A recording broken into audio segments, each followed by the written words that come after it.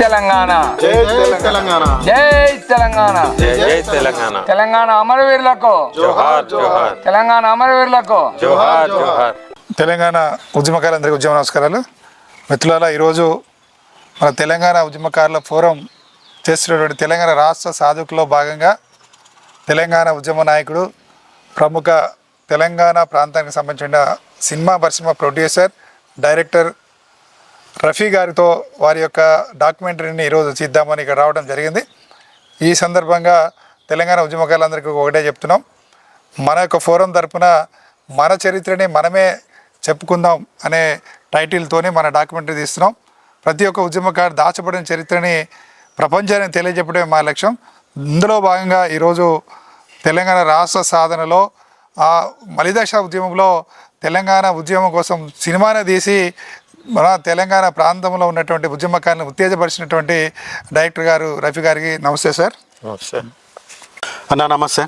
తెలంగాణ ఉద్యమకారుల ఫోరం ఉద్యమకారుల డాక్యుమెంటరీ నిర్మాణంలో మీకు స్వాగతం పలుకుతున్నాము. ఎన్నో వ్యయ ప్రయాసాల కోల్చి డాక్టర్ చీమ శ్రీనివాసరావు గారు ఎన్నో కష్ట నష్టాలను ఎదుర్కొంటూ ఈ డాక్యుమెంటరీ నిర్మాణం చేపడుతున్నారు. దాంట్లో మేము భాగస్వామ్యం అవ్వడం మా అదృష్టంగా భావిస్తున్నాము. ఆ కార్యక్రమంలో భాగంగా మీ వద్దకు రావడం మాకు చాలా సంతోషం. అయితే రఫీ అనగానే తెలంగాణ చలనచిత్రాల కోసం, తెలంగాణ చలనచిత్ర పరిశ్రమ ఉండాలని చెప్పి అప్పుడు తెలంగాణ ఉద్యమంలో భాగస్వామ్యం కావడం జరిగింది. అయితే మనం ఈ చలనచిత్ర పరిశ్రమ వివరాల గురించి తెలుసుకునే ముందు మీ వ్యక్తిగత వివరాలు, అలాగే మీరు ఉద్యమంలోకి రావడానికి కారణం మా వీక్షకులు అలాగే మా ఉద్యమకారులకు తెలియజేయండి. చాలా సంతోషం. ముందుగా తెలంగాణ ఉద్యమకారుల ఫోరం వారి అధ్యక్షులు చీమ శ్రీనివాస్ గారు, తర్వాత మొత్తం వాళ్ళ కమిటీ మెంబర్స్ అందరికి కూడా అభినందనలు. ఉద్యమం జరిగింది కానీ మీది ఉద్యమం ఇంకా కొనసాగుతున్నది.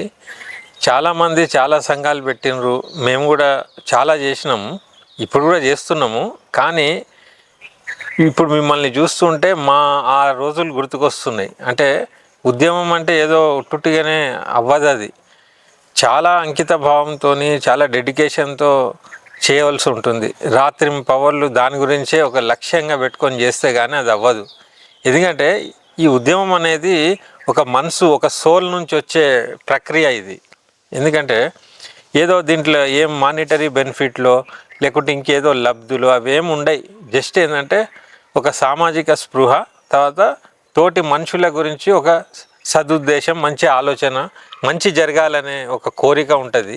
అదే మనల్ని తీసుకొని పోతూనే ఉంటుంది నిరంతరంగా. అయితే తెలంగాణ ఉద్యమం కూడా అలాగే సాగింది.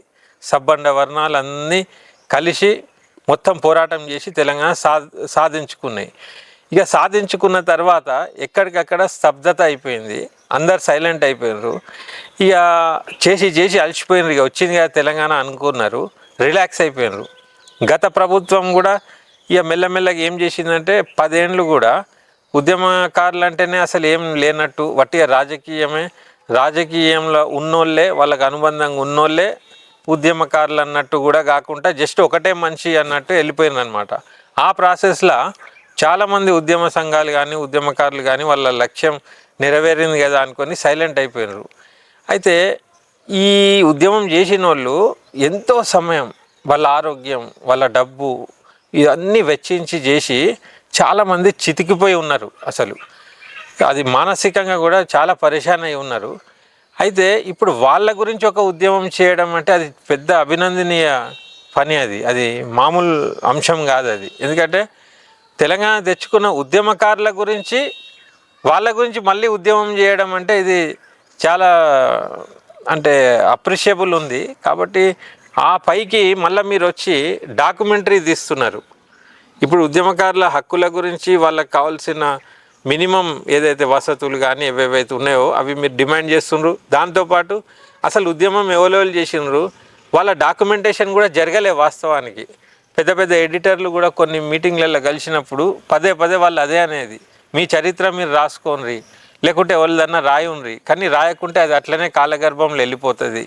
అయితే మనకు అట్లీస్ట్ ఇంత కష్టపడ్డందుకు ఒక గుర్తింపు, ఒక పేజీ అని ఉండాలి ఒక మనిషికి అని కె శ్రీనివాస్ లాంటి ఆంధ్రజ్యోతి ఎడిటర్ కూడా కొన్ని మీటింగ్లలో చెప్పడం జరిగింది. అయితే ఈ మధ్యలోనే ఒక సంఘం, జర్నలిస్టుల సంఘం ఆవిర్భావం జరిగినప్పుడు ఆయన చెప్పగానే నేను ఇది చూస్తున్నా. అంటే ఇది మేము ఆలోచిస్తూనే ఉన్నాము, మీరు ముందుకు వెళ్ళిపోయినారు. చాలా అంటే ఉద్యమకారుల గుర్తింపు కోసము, వాళ్ళ ఖ్యాతి గురించి, వాళ్ళ జీవనం గురించి ఇవన్నీ మీరు ఒక లక్ష్యంగా తీసుకొని అయితే ముందుకు పోతుండ్రో, అయితే ఇప్పుడు మేమందరం ఉద్యమకారుల తరఫున మీకు అభినందనలు. ధన్యవాదాలన్నా. మీలాంటి నికార్సైన తెలంగాణవాదుల ఆశీర్వచనాలతో, అలాగే మా డాక్టర్ చీమ శ్రీనివాసరావు గారి ఆధ్వర్యంలో మేము తలపెట్టిన కార్యక్రమం ఇంకా ముందుకెళ్ళాలని మేము కోరుకుంటున్నాము. అలాగే మీ విషెస్ కూడా మాతో ఉండాలి. అయితే ఈ డాక్యుమెంటరీలో భాగంగా మీ యొక్క ఉద్యమ ప్రస్థానం, అలాగే తెలంగాణ మనకు ఎందుకు కావాలి, మన తెలంగాణ రాష్ట్రం ఒకటి మనకు ప్రత్యేకంగా అవసరం ఏంటి అని మీకు ఎందుకు అనిపించింది, ఈ ఉద్యమంలోకి రావాలి అని ఎందుకు అనిపించింది మా ప్రేక్షకుల కోసం? మాది సొంతం హుస్నాబాద్, ఇప్పుడు సిద్దిపేట జిల్లా, గతంలో కరీంనగర్ జిల్లా ఉండే. అయితే తర్వాత ఇక సినిమాలు తీసే ప్రాసెస్లో మేము హైదరాబాద్కి వచ్చేసినాము. అయినా కూడా మా మూలాలు, మా ఫాదరు రావడం పోవడం, మా ఆస్తులు కూడా ఆడనే ఉన్నాయి ఇంకా.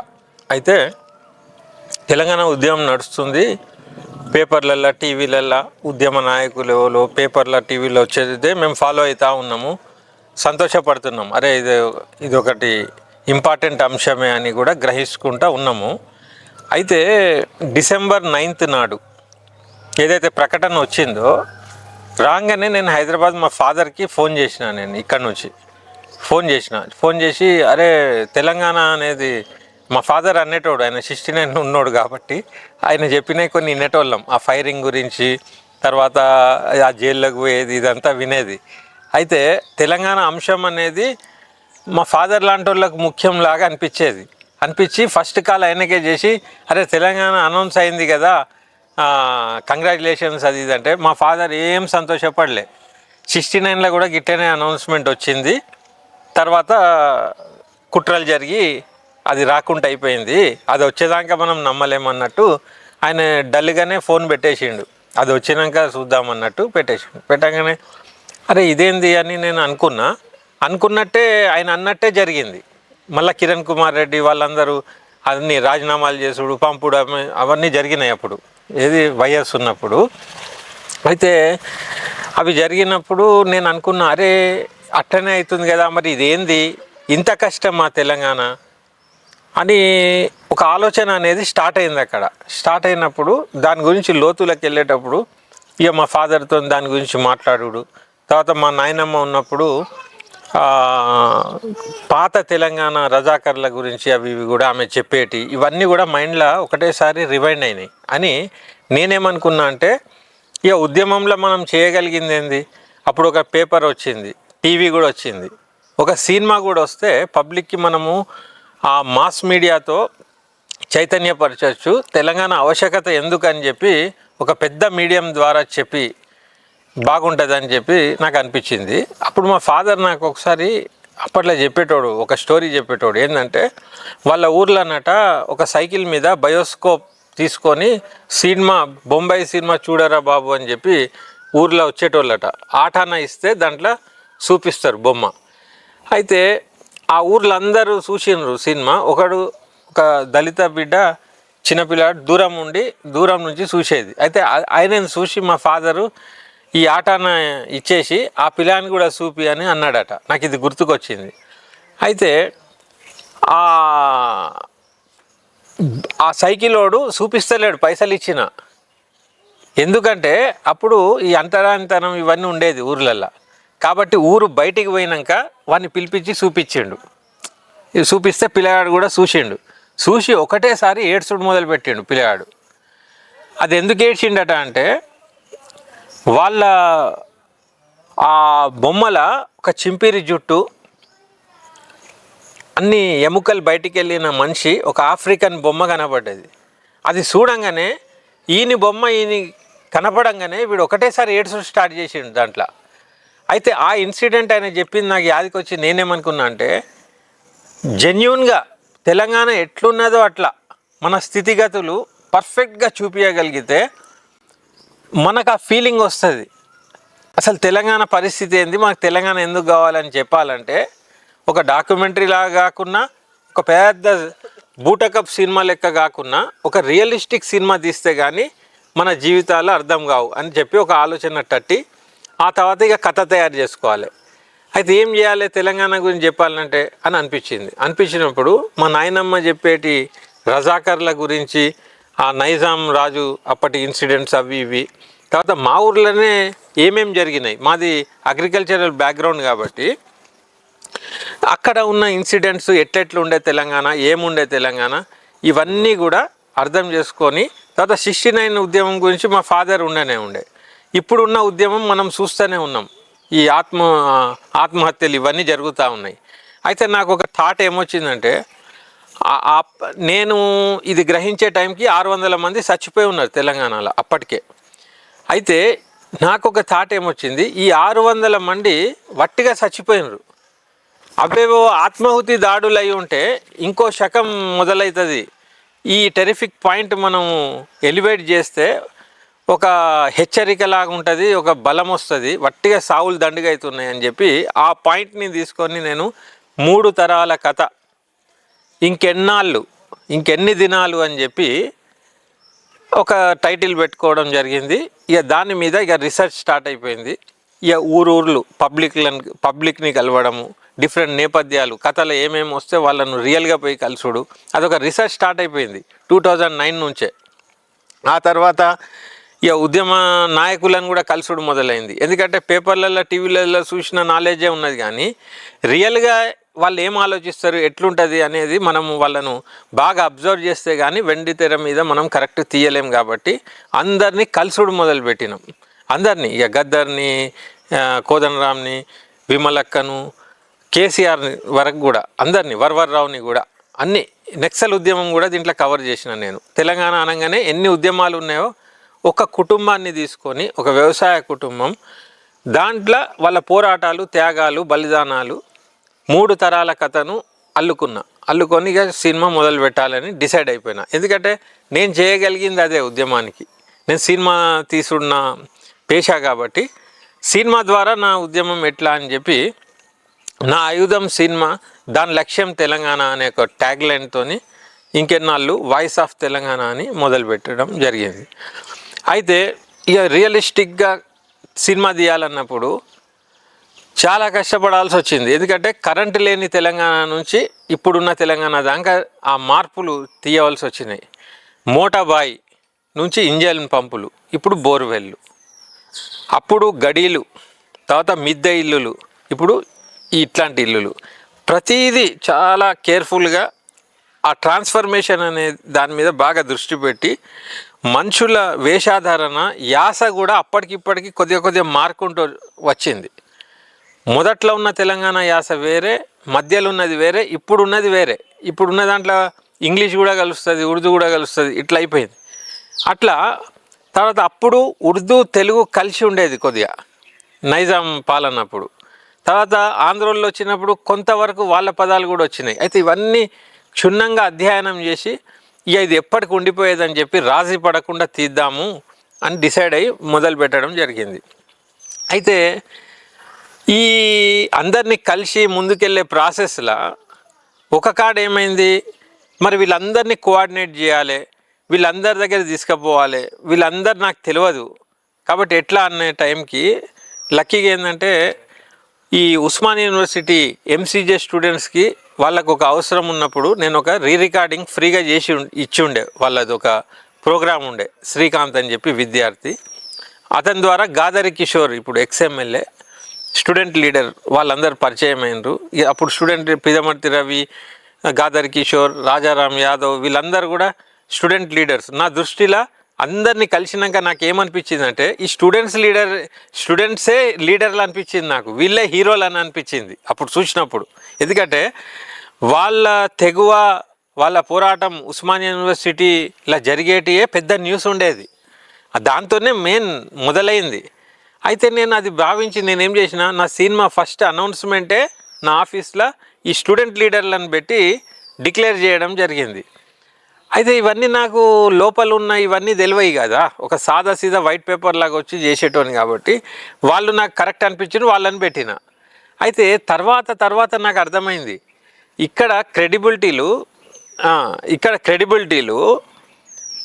ఒక విద్యార్థులకు కానీ ఉద్యమకారులకు కానీ ఎవరికి దక్కకుండా ఒక రాజకీయ నాయకత్వానికే ఇస్తే మన బాట సాఫ్, మిగతా దేనికి ఇచ్చినా కూడా అది అంతుపట్టల లెక్క ఉండే కొద్దిగా.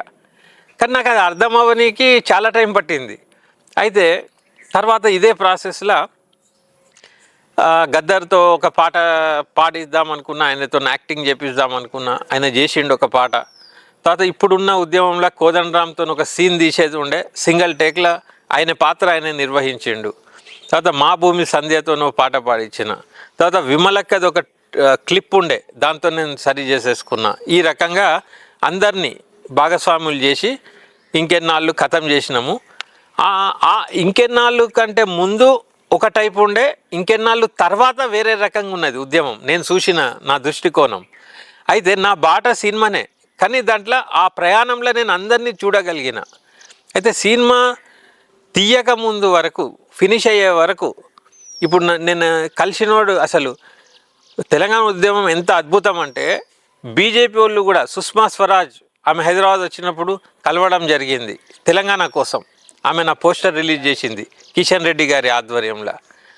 తర్వాత కవిత ట్రైలర్ రిలీజ్ చేసింది. హరీష్ రావు నా ఆఫీస్కి వచ్చి ఇంకో పోస్టర్ రిలీజ్ చేయడం జరిగింది.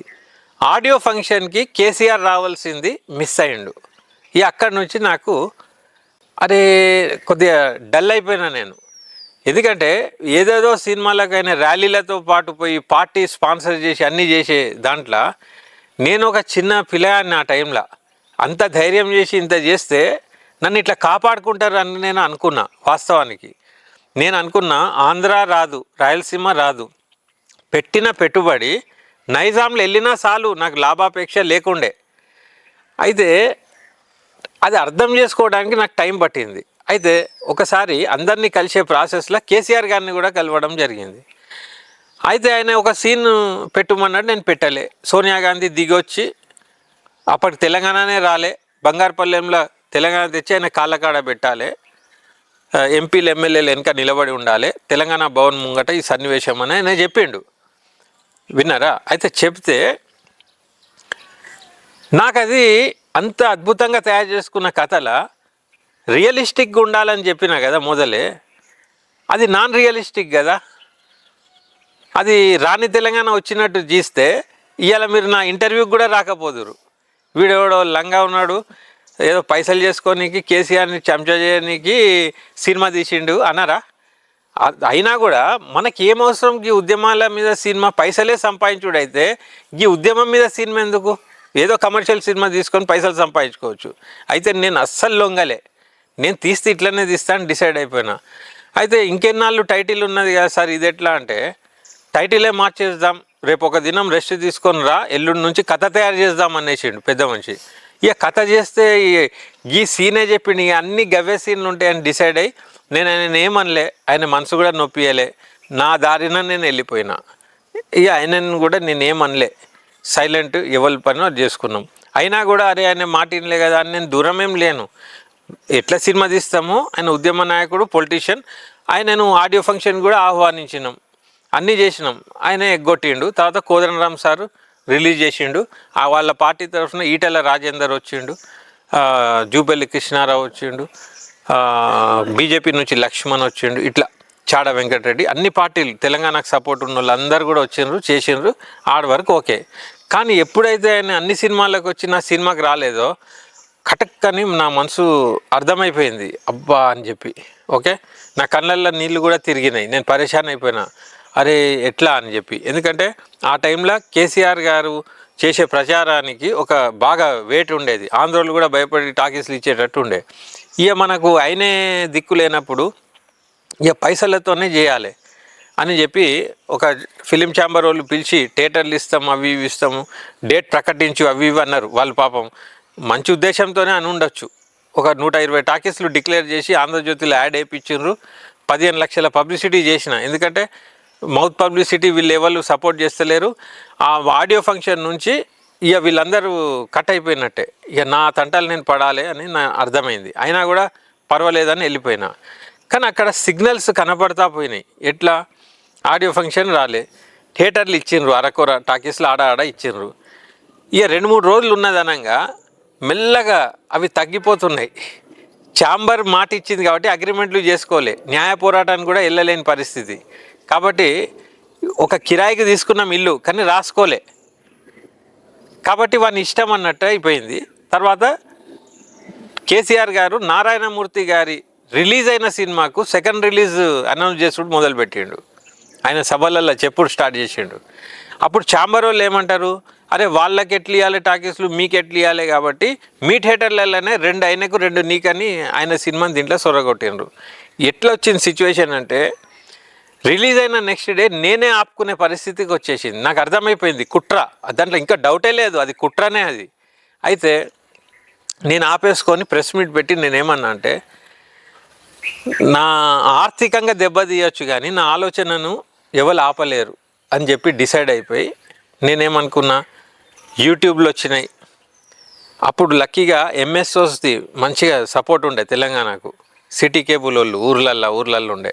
ఒక సీక్రెట్ మీటింగ్ పెట్టిన, సుభాష్ రెడ్డి ఇప్పటికి ఉంటాడు ఆయన, తర్వాత కుల్దీప్ సాహ్ని చనిపోయిండు నిజామాబాద్ ఆయనే, భాస్కర్ నల్గొండ ఆయనే, వీళ్ళందరూ కూడా ఆత్మీయులు. వాళ్ళకు మనము ఉద్యమాభివందనలు చెప్పుడే. ఎందుకంటే నాయకత్వానికి విరుద్ధంగా కూడా వాళ్ళు ఉగాది నాడు ఫ్రీగా పబ్లిసిటీ చేసి సాయంత్రం నా సినిమా వదిలేసిండ్రు ఫ్రీగానే. యూట్యూబ్లో కూడా జయప్రకాష్ అని ఒక ఆయన అప్లోడ్ చేస్తే అమెరికా నుంచి యూట్యూబ్లో కూడా సినిమా అందుబాటులో వచ్చేసింది. మంద సోమన్న లాంటి వాళ్ళు ఊరు వాళ్ళ పైసలతోనే పోస్టర్లు పాంప్లెంట్లు చేసి ఓనప్ చేసుకున్నారు. ఇట్లా ఎవరు చేసినో నాకే తెలియదు, అది ప్రజలకు వెళ్ళిపోయింది. అది ఇక నేను కూడా ఏమైపోయిందంటే, ఉన్న పైసలన్నీ ఒడిచినాయి, ఇక చేసేది మళ్ళీ సినిమా తీయడానికి కూడా వీల్లేదు. ఇక్కడ వరకు ఒక చాప్టర్ అయితే సినిమా అయిపోయినాక కోదండరామ్ సార్ కూడా అర్థమైంది కుట్ర. నేను బాధతో పోయి, సార్ ఎట్లా సార్ మళ్ళీ ఏమైనా రిలీజ్ చేద్దామా, ఏం చేద్దాం అని ఆయనతో చర్చ చేస్తే, ఆయనే ఇవాళ నేను బయట చెప్తున్నా, ఆయనే నాకు ఉద్యమంలో జేఏసీ మేమే కాదు, టీఆర్ఎస్ఏ కాదు, ఇంకా చాలామంది ఉన్నారు, ఈ నంబర్లు తీసుకొని కోదండరామ్ సార్ ఇస్తే నాకు కొన్ని నంబర్లు దొరికినాయి. మామూలుగా కాదు, అసలు కరువుడు కట్టిన ఉద్యమకారులు తర్వాత దొరికిరు నాకు సినిమా అయినాక. ఇక వాళ్ళ స్ఫూర్తి వాళ్ళను చూసినాక ఇక ఆటోమేటిక్ నేను ఉద్యమం బాట పట్టినా, నాకు తెలియకుండానే అన్నీ బంద్ చేసేసి ఇక సంఘాలు పెట్టుడు. ఇప్పుడు మీరు చూస్తే యాదకి వస్తుంది. అప్పుడు నాకేమనిపించిందంటే, సినిమా అది పర్సనల్, మన కాంట్రిబ్యూషన్ అది అయిపోయింది, అది పక్కన పెట్టేసిన, ఓకే డన్, తను చేసేది ఏం లేదు. అప్పుడు నేనేమనుకున్నా అంటే, తెలంగాణ వచ్చినా తెలంగాణ ప్రాబ్లంలు ఉంటుందని నేను గ్రహించిన. ఇవాళ 10 ఏళ్ళకి ఏదైతే గ్రహిస్తున్నారో నేను ఆ దినమే గ్రహించిన. నా మీద ఒక తెలంగాణ బిడ్డగా ఇప్పుడు మీరు ఏమన్నారు, అన్ని పైసలు పెట్టి ఉద్యమంలో సొంతంగా సినిమా తీసి బయటికి వచ్చిన మనిషి అని మీరు ఏదైతే అంటారో, నాయకత్వం కూడా అది అనుకొని నన్ను ఇట్లా ఎత్తుకుంటారు అనుకున్నా నేను. అయితే నేను ఇప్పుడు 10 ఏళ్ళ తర్వాత ఇట్లా కనబడుతున్నా. అప్పుడు నేను బచ్చాగాన్ని, నేను తక్కువ వయసులో సినిమాలు తీసుకుంటా కష్టపడి అహర్నిశలు ఒక ఏంతో వచ్చినోని నేను. ఒకటేసారి తెలంగాణని డైవర్ట్ కాగానే మొత్తం ఏది కాకుండా నిస్సహాయ స్థితికి గురయ్యి కూర్చున్నాం. నాకేమనిపించింది, నేను ఎట్లయితే అవుతున్నానో సీమాంధ్రులను పంపడము లేకుంటే దీన్ని డివైడ్ చేయడమే పరిష్కారం కాదు, ఇక్కడ వచ్చే పాలకుల మీద కూడా ఉద్యమం అవసరం ఉంటుందని అప్పుడే గ్రహించినాం. అప్పుడు కొండా లక్ష్మణ్ బాపూజీ, కేశవరావు జాదవ్ ఇట్లాంటి మహామహులు అస్సలు తెలంగాణ వాళ్ళు అప్పుడు పరిచయమైన నాకు. నా సినిమా ఆగినాక మండు తెండలల్లా వాళ్ళు నిరసనలు వ్యక్తం చేసిండ్రు, ఛాంబర్కి లెటర్లు రాసిండ్రు. వాళ్ళు చేయని పనే లేదు. తర్వాత కొంతమంది కొండా విశ్వేశ్వరరెడ్డి లాంటి వాళ్ళు ఒక DCM కొని ఒక ప్రొజెక్టర్ కొని కూడా ఆయన నియోజకవర్గంలో ఊరూరు సినిమాలు చూపించుకుంటా అదొక ఉద్యమంలాగా వెళ్ళిపోయింది. అయితే సినిమా ఈ విధంగా ఉద్యమానికి ఉపయోగపడేది. లక్కీగా ఏ పైరవి లేకుండా నాకు మర్చి కూడా పోయినా. నా అసిస్టెంట్ వాడు అవార్డులకు, నంది అవార్డులకు ఫామ్ నింపినా, సైన్ తీసుకున్నాను, నాకు యాది కూడా లేదు. తలుపు తట్టి వీరమ్మ పాత్ర చేసిన ఆమెకు నంది అవార్డు కూడా తీసుకొని వచ్చి ఇవ్వాల్సిన పరిస్థితి. 1 ఇయర్ తర్వాత తెలిసింది మా సినిమాకి 5 ఉండేనట నంది అవార్డులు. ఆ జ్యూరీలో ఉంటారు కదా వేరే డైరెక్టర్లు, నా మిత్రుడు కూడా ఉంటాడు కదా. ఒక దినం క్లబ్లో కూర్చొని అది తాగి దాంట్లో ఉన్న ఒక మెంబరు రివీల్ చేసిండట, అసలు రఫీ సినిమాకి 5 ఉండేనాయా, డాక్టర్ సి నారాయణ రెడ్డికి కూడా ఒక అవార్డు ఉండే, దాంట్లో వాడు గుంజి వీడి గుంజి లాస్ట్కి ఇది కూడా గుంజేటట్టు ఉంటే మేము కొట్లాడినాము, అంత మంచి సినిమాకి ఇయ్యమా. ఇవన్నీ ఇట్లా జరిగినాయి ఉద్యమంలో. జరిగినాక ఇక సినిమా దాంతో ఒక గుర్తింపు వచ్చింది, మనకు కూడా ఒక అవగాహన వచ్చింది. ఆ తర్వాత నాకేమర్థమైందంటే ఈ విభజన చేయాలంటే శ్రీకృష్ణ కమిటీ ఇవి రావడం స్టార్ట్ అయింది ఆ టైంలో. తర్వాత CWC మీటింగ్స్లకు కొన్ని ఇన్పుట్స్ ఇచ్చే పరిస్థితులు వచ్చినాయి. ఓవైసీ వాళ్ళు రాయల తెలంగాణ అనుడు మొదలుపెట్టినారు. ఇవన్నీ కూడా ఏమేమో జరుగుతుంది. హైదరాబాద్ మనకు ఉండకుండా అయ్యేటట్టు ఉండే, లేకుంటే షేరింగ్ ఉండే, రకరకాలుగా వస్తున్నాయి. అయితే అప్పుడు నేనేం చేయవలసి వచ్చిందంటే, ఇక ఉద్యమ ప్రస్థానంలో తెలంగాణ సినిమా ప్రొటెక్షన్ ఫోరం అని చెప్పి ఒక మాస్ ఆర్గనైజేషన్ అన్ని జిల్లాలకు ఒక, ఇది వట్టిగా సినిమా వాళ్ళు చేస్తే అయ్యే కష్టంతో ఏది జరగదని నాకు అర్థమైంది. ఇప్పుడు మీలాంటిది మీది మైక్రో కాదు, మ్యాక్రో ఆర్గనైజేషన్ మీది. అంటే అన్ని జిల్లాలల్లో ఒక సమూహంతో పాటు ఉన్నది, ఒక చిన్న కమిటీతో చేసే ఉద్యమం కాదు. అట్లాంటి macro organization Telangana cinema protection forum అని పెట్టినాం. తర్వాత తెలంగాణ వచ్చినా రాకున్నా మాస్ ఎఫెక్ట్ ఉంటేనే ఒక అది ఉంటుందని అనుకున్నాం.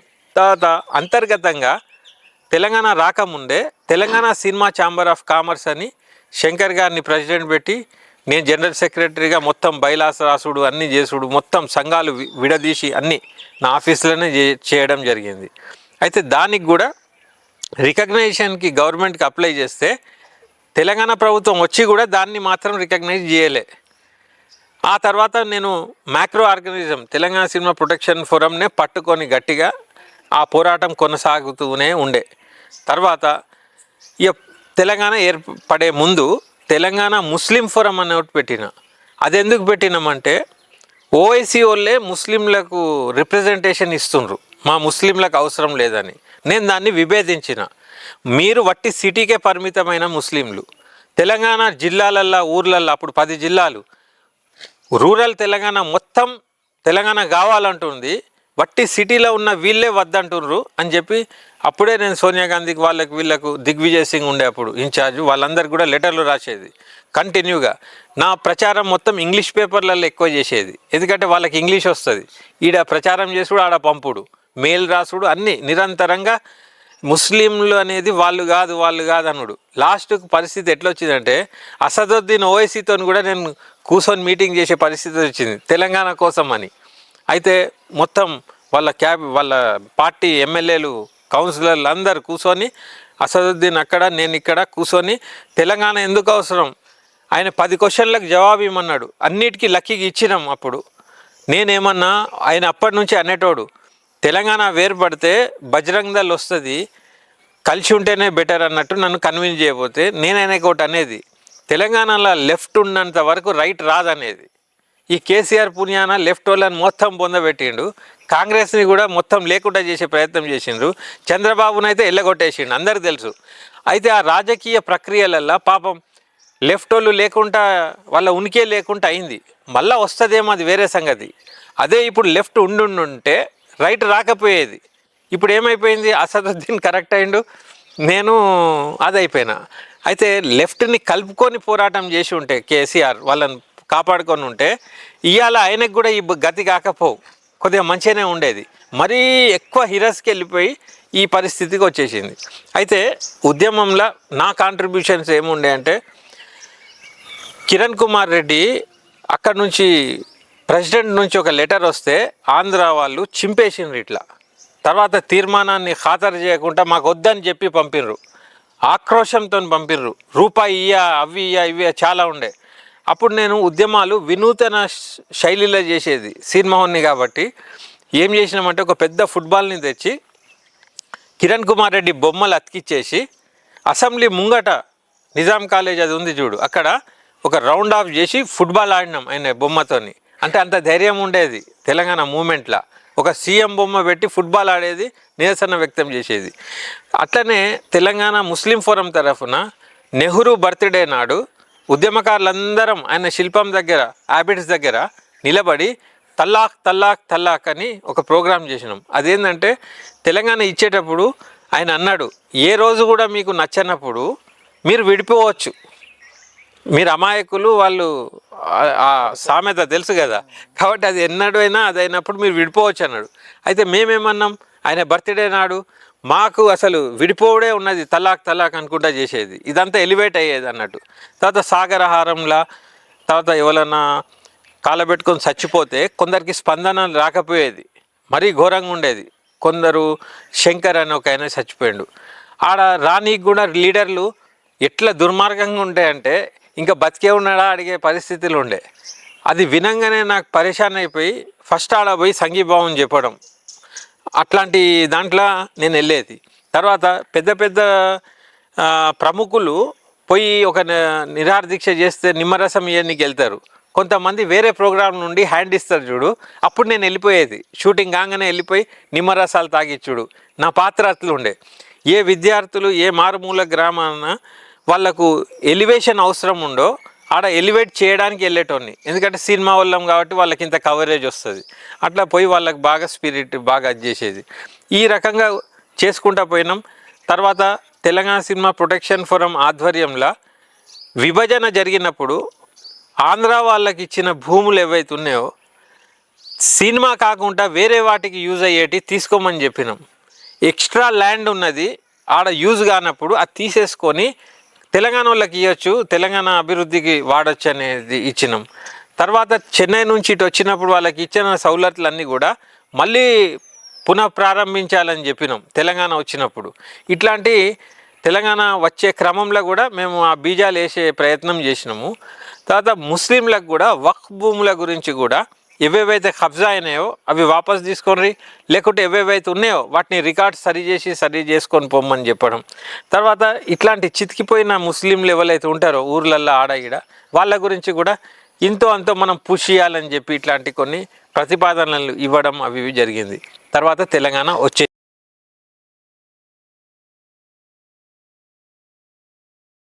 ధన్యవాదాలన్న. Thank you. చాలా సంతోషం మీ అనుభవాలు, అలాగే తెలంగాణ పట్ల మీకున్న అభిప్రాయాలు, రాబోయే రోజుల్లో తెలంగాణ పునర్నిర్మాణం కోసం మీరు ఇచ్చిన సూచనలు మా ప్రేక్షకులతో పంచుకున్నందుకు చాలా సంతోషం. మీకు మా ఛానల్ తరపున ధన్యవాదాలు.